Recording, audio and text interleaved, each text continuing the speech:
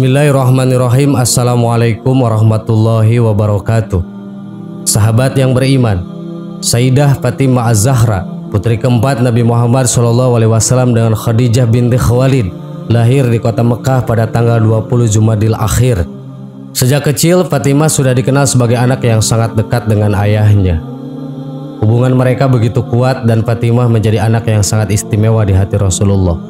Fatimah Az-Zahra tidak hanya dikenal sebagai anak yang patuh dan setia, tapi juga sebagai sosok wanita yang memiliki sifat mulia dan kebaikan hati yang luar biasa. Sebagai ibu dari Hasan dan Husain, beliau dikenang sebagai sosok yang penuh ketakwaan, kecerdasan, dan cinta yang mendalam terhadap ayahnya. Mari simak kisah inspiratif ini yang menjadi teladan bagi umat Islam di seluruh dunia. Nabi Muhammad SAW sendiri pernah bersabda, sebaik-baik wanita di seluruh alam adalah Maryam binti Imran, Khadijah binti Khuwailid, Fatimah binti Muhammad. Dikisahkan bahwa saat Sayyidah Fatimah Az-Zahra wafat, jenazah putri kesayangan Rasulullah SAW itu diusung oleh 4 orang soleh, yaitu suaminya sendiri Sayyidina Ali, kedua putranya Hasan dan Husain, serta sahabat Abu Dzar Al-Ghifari.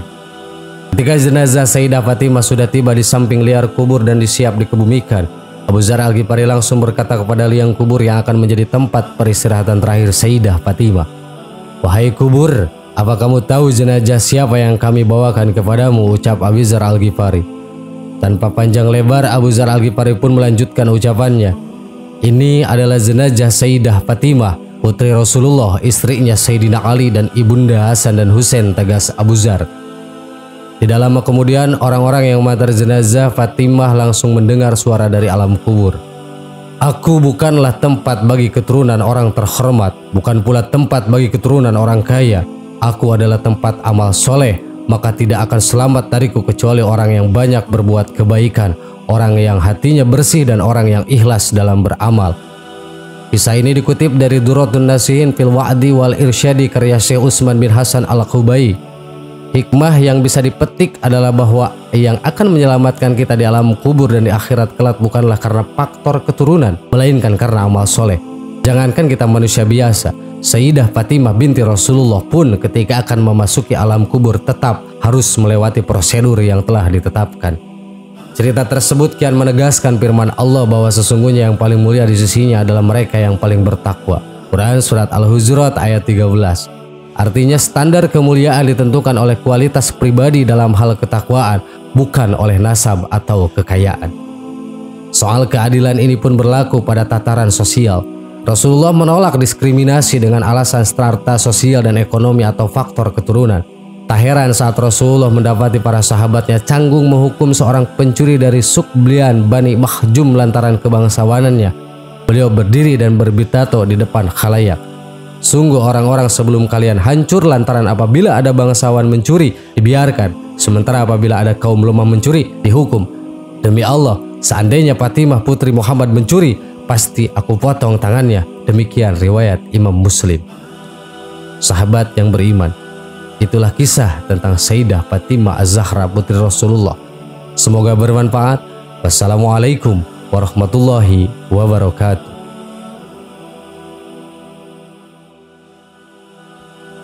Bismillahirrahmanirrahim. Assalamualaikum warahmatullahi wabarakatuh. Sahabat yang beriman, siksa kubur adalah konsep dalam Islam yang merujuk pada pengalaman atau ujian yang dialami oleh ruh seseorang setelah meninggal dunia dan sebelum hari kiamat.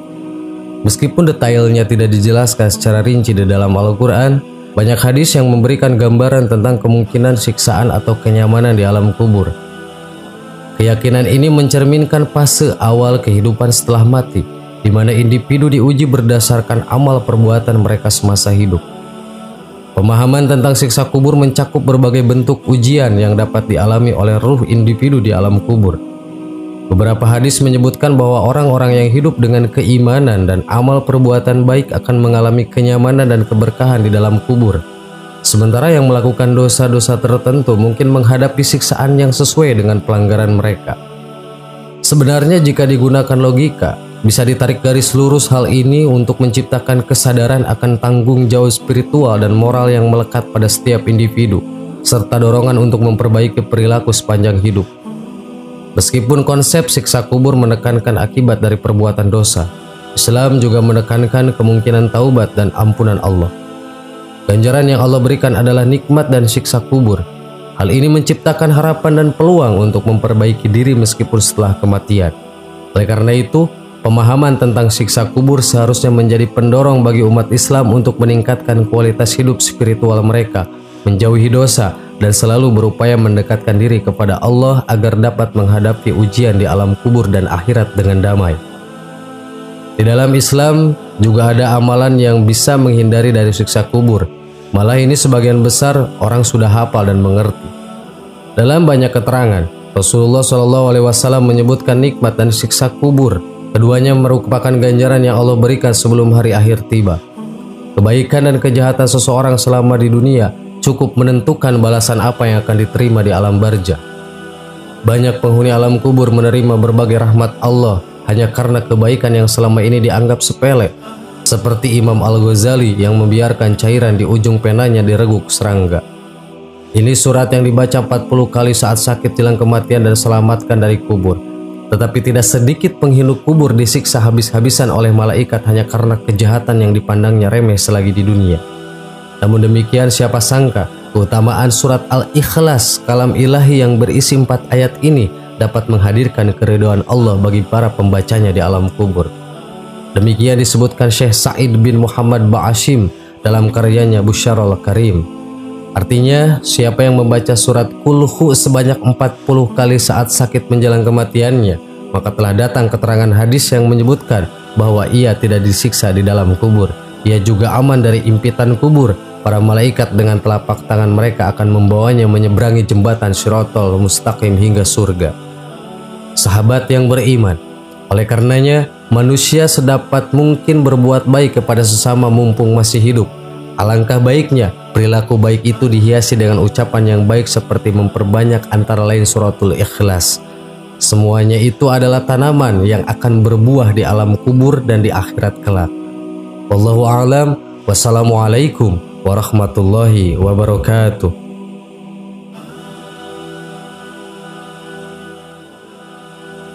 Bismillahirrahmanirrahim. Assalamualaikum warahmatullahi wabarakatuh. Sahabat yang beriman, terdapat beberapa hadis yang menjelaskan tentang malam Lailatul Qadar. Hadis Rasulullah SAW ini sekaligus menunjukkan tanda serta waktu terjadinya Lailatul Qadar saat Ramadan.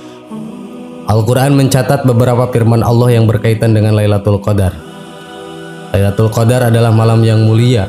Malam diturunkan Al-Quran dan sebagaimana dijelaskan dalam surah Al-Qadar ayat 1. Inna anzalnahu fi lailatul qadar.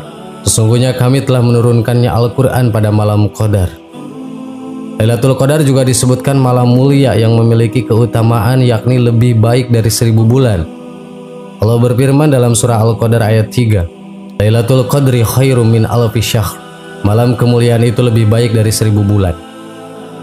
Menurut tafsir Al-Quran Kementerian Agama Republik Indonesia, yang dimaksud dengan lebih baik dari 1000 bulan pada ayat tersebut adalah ibadah pada malam itu bernilai sangat tinggi di mata Allah, lebih tinggi daripada ibadah 1000 bulan.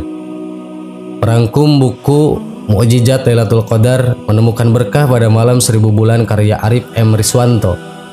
Lailatul Qadar adalah malam yang sangat mulia. Kemuliaannya bisa dilihat dari firman Allah yang menjelaskan bahwa malam tersebut lebih baik daripada 1000 bulan.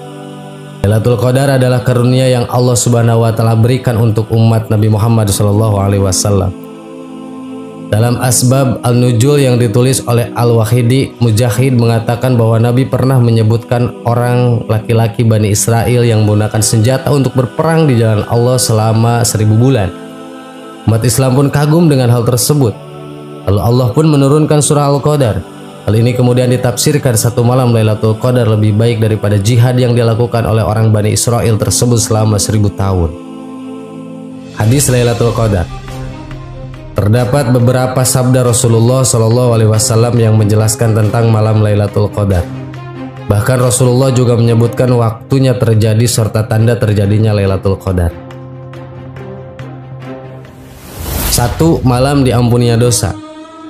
Dari Abu Hurairah, dari Rasulullah SAW, beliau bersabda, Barang siapa yang melaksanakan sholat pada malam Lailatul Qadar karena iman dan mengharap pahala dari Allah, maka dosa-dosanya yang telah lalu akan diampuni.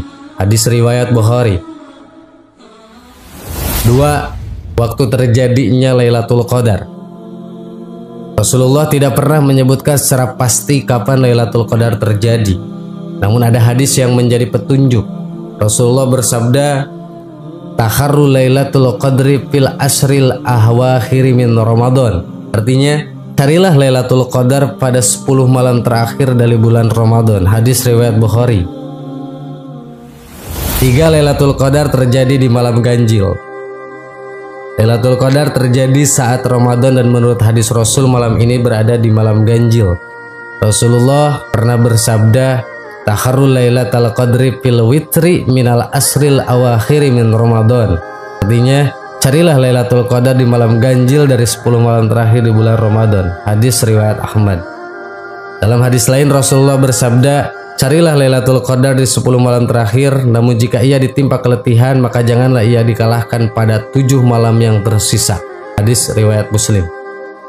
Dalam riwayat lain yang artinya, carilah Lailatul Qadar di 10 malam terakhir dari bulan Ramadan pada 9, 7, 5 malam yang tersisa. Hadis riwayat Bukhari. Imam Malik dalam Al-Mu'tawab fi Kitabil I'tikaf meriwayatkan dari Ubadah bin As-Samit radhiyallahu an, Nabi SAW keluar untuk memberitahu kami tentang Lailatul Qadar.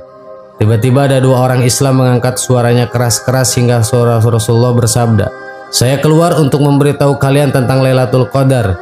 Lalu si Fulan dan si Fulan juga berteriak mengangkat surah, "Supaya membawa kebaikan untuk kalian, maka carilah Lailatul Qadar itu pada malam ke-9, ke-7, atau ke-5 terakhir bulan Ramadan." 4. Tanda malam Lailatul Qadar.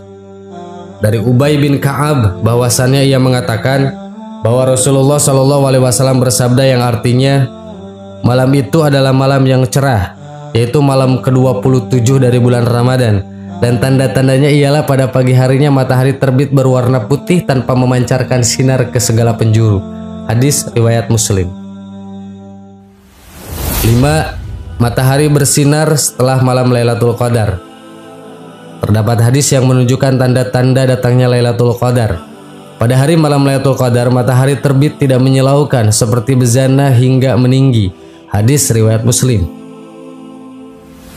6. Lailatul Qadar di 7 hari terakhir Ramadan.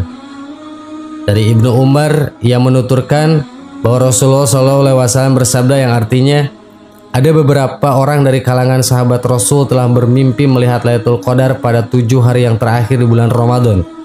Beliau bersabda, "Menurut pendapatku, mimpimu itu bertepatan dengan 7 hari yang terakhir. Oleh karena itu, barang siapa yang ingin mencarinya, hendaklah dia mencarinya pada 7 hari yang terakhir."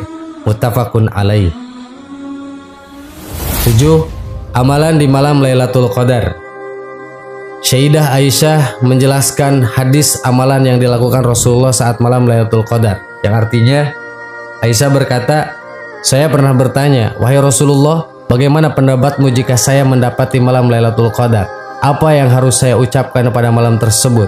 Beliau menjawab, "Hendaklah kamu membaca doa, Allahumma innaka afuwwun tuhibbul afwa fa'fu anni." Ya Allah, sesungguhnya Engkau Maha Pengampun dan menyukai ampunan, maka ampunilah segala kesalahanku. Hadis riwayat Ahmad, Tirmidzi, dan An-Nasai.